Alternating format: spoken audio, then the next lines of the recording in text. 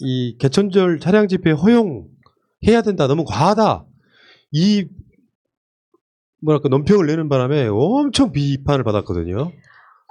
방금 야수님이 딱 말씀하신 대한민국의 높은 시민의식에 딱 반하는 뭔가 메시지를 낸 게 아닌가. 정의당 이야기만 할 때마다 너무 심한 소리가 나올 것 같아가지고 뭐 말을 못 하겠습니다. 이게. 차량 대수를 제한하고 시위 과정에서 제한된 차로만 사용하게 하고 차량에서 내려 모이는 행위를 금지한다면 코로나19 전파를 막을 수 있고 교통 통제도 가능해 보인다. 이렇게 이야기를 했는데요. 그러니까 이 사람들 이야기는 뭔가 자동차 한 대 한 대가 인공지능이 있어가지고 스스로 시민처럼 움직인다고 생각하나 봐요. 그러니까 사람이 탑승하지 않아도 자동차가 스스로 경찰의 통제를 따르고 움직이는 이런 존재처럼 이야기를 하는데 말도 안 되는 거거든요. 차량 한 대당 한 명만 탄다는 보장이 어디 있습니까? 그러면은 만약에 4명이 탑승해서 움직인다 그러면 4명이 시위 끝나고 바로 집으로 간다는 보장은 또 누가 합니까? 그 4명이 차에서 이동하는 과정에서 내려서 간식 사 먹거나 자기들끼리 뭐 이야기를 나누거나 싸우거나 그런 일이 발생하지 않는다는 보장을 누가 할 수 있습니까, 그게? 그러니까 저번에 그 박형순 같은 생각인 거예요. 철모르는 이야기지. 100명 집회한다고 신고를 했고 2m 간격 유지하고 손 잘 씻고 마스크 쓰겠다고 하니까 허가 내주는 거랑 똑같이 통제 불가능합니다. 아니, 이것들은 뭐 민주당 이중대가 되기 싫다더니 국진당 이중대를 하기로 했나 봅니다. 그게 말이 되는 소리입니까? 민주당이 계속 반대를 하다 보니까 이런 논평이 나오는 것 같아요. 그래서 보면은 왜 뭐 정의당을 동아리라고 하잖아요. 그 느낌이 딱 나더라고. 한 번도 집권을 해보지 않은 경험에서 우러나오는 논평인데 네. 이렇기 때문에 더욱이 막힐 수가 없겠구나라는 생각이 들게 하는. 이럼에도 불구하고 대선 들어가잖아요. 제일 먼저 하는 작업이 섀도우 캐비넷 만듭니다. 내가 누가 장관 할 건지, 누가 국무총리 할 건지 그거부터 정하고 대선에 들어가요. 네. 좀 그러지 좀 맙시다 제발. 그러니까 이런 식으로 이렇게 철모르는 이야기. 간단히 말하면 이게 표현의 자유의 문제라고 느끼기 전에 정부에 대해서 막 비판하고 하는 것을 못하게 하는 게 아니고 사실 이쪽 사람들은 그런 측면이 있잖아요. 기본적으로 건전한 비판에 대해서 나름대로 받아들일 자세가 돼 있는 사람들이에요.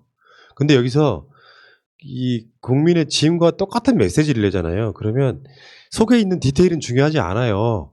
밖으로 드러났을 때 이 헤드라인 키워드가 이건 너무 과하다, 드라이브 스루 집회 허용해야 된다라는 메시지만 남습니다. 그러니까 정치를 잘 모르는 거예요. 이 상황에서는 메시지의 방점이 방역에 방해되는 행위는 표현의 자유보다 더 중요하게 다스려야 된다는 메시지가 나오는 게 더 중요한데 이건 뭐 앞뒤 자르고 보면 드라이브 스루 집회 왜 하지 말라고 해? 이렇게 보인단 말이에요. 정치적 감각이 떨어지는 사람들인 거죠. 네, 근데 진보들이 항상 이 개인의 자유 그리고 집회 결사의 자유 때문에 지금도 이런 주장을 하는 것 같은데 민주주의에서 자유라는 게 타인의 권리를 빼앗고 그렇게 피해를 주는 것까지 허용하는 건 아닌데 그럼에도 불구하고 이런 메시지가 나온다는 건 아까 마차님 말씀하신 것처럼 만년 야당의 꿈이 아닌가. 국민을 전혀 생각하지 않는 메시지다 이렇게밖에는 생각이 안 됩니다. 그 가운데 어제 개천절 집회 금지 처분 막아달라는 그 8.15 비대위의 소송이 기각되면서 법적으로 완전히 봉쇄됐습니다. 그러니까 1,200명이 1인 시위하겠다는 거예요. 야, 이놈들 정말 무슨 진짜 이 말장난이죠. 네. 시위 집회 패티시가 있나요? 그럼 다들 기저귀 차고 와야겠네. 아니, 근데 저는 이 보수단체가 이렇게 주장을 하는 데 있어서 YTN이나 연합뉴스가 한몫 더 거들어주고 있다고 생각합니다. 왜냐하면 앞서 말씀드린 것처럼 추석에 우리 모두 고향 가지 말자 해서 우리가 지금 다 안 가고 있는데 아무 일도 없었던 듯이 계속 추석 뭐 교통체증에 대한 방송을 해요. 그러면 이 보수단체들 입장에서는 야 봐라. 방송에서도 저렇게 왔다 갔다 하고 다들 다 추석을 누리는데 그럼 왜 우리만 시위를 못하게 해? 우리만 집회를 못하게 해? 다들 차 타고 움직이는데 우리만 광화문을 못 가게 한다. 이런 논리가 성립할 수 있는 거예요 지금. 그거를 종편과 언론이 도와주고 있는 겁니다.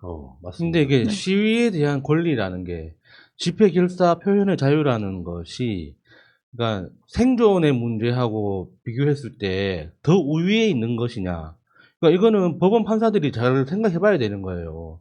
코로나 방역 상황 때문에 자영업자들을, 그러니까 장사를 못하게 했단 말이에요.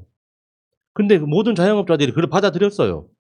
그러면은 그 사람들의 권리는, 생존의 권리는 무시당하는 거지. 네. 아니, 국민들의 안전이 위험해졌기 때문에 자영업자들이 자기의 생업을 포기하면서까지 방역에 협조를 했는데, 이 사람들은 집회 결사의 자유 때문에 우리 자유를 누려야겠다라고 움직인다. 이건 말이 안 되는 거 아닙니까? 그러니까 주호영도 그렇고 정의당도 그렇고 그 모든 논리에서는 수백만 수천만 자영업자들이 자식 그 희생했던 그 인내를 완전히 깡그리 무시하는 거거든요. 예. 그러니까 보면 볼수록 화가 나는 거지. 네, 맞습니다. 그 최근에 코로나 사망자가 급증을 했거든요. 갑자기 늘어났어요. 그 중에 4분의 1이 사랑제일교회와 광화문 쪽에 감염되신 어르신들이세요. 정신들 좀 차리시고요. 그 개천절 집회하지 않아도 해도 문재인 정부 안 무너져요. 당신들은 문재인 대통령을 탄핵시킬 거라고 생각하는데 그 오바 좀 하지 마세요. 박근혜와 문재인 대통령은 천지 차이입니다. 문재인 대통령이 못한다를 계속 뭐 연불처럼 외운다고 해서 문 대통령이 국민 지지가 떨어지는 게 아니잖아요. 이따가 뭐 지지율 이야기 다시 하겠습니다만 멍청한 짓을 하지 마시고요. 특히 주호영 씨 말하자면 그 드라이브 스루 원천 차단 정부 방침에 이거 과잉이다라고 말하는 이 모자란 짓들은 좀 그만했으면 좋겠습니다. 모자란 짓이에요. 다시 한번 말씀드리지만 대한민국에서 400명이 죽었습니다. 400명이. 전쟁 나도 사람 죽어요.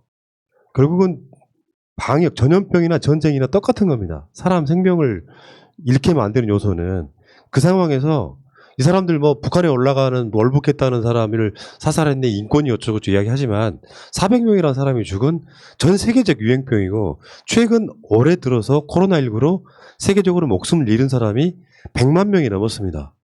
1차, 2차 세계대전보다 더 많은 사람이 죽은 이런 사건을 놓고도 이렇게 한간 소리 하고 있다는 게 전 이해가 되지 않고요. 차라리 극우랑 결별을 할 수 있으면 해야 되는데 하지 못하고 있는 이 모습들을 보면서 참 고맙다 이런 생각을 했습니다. 조호영 땡큐. 자, 그 이야기는 여기까지.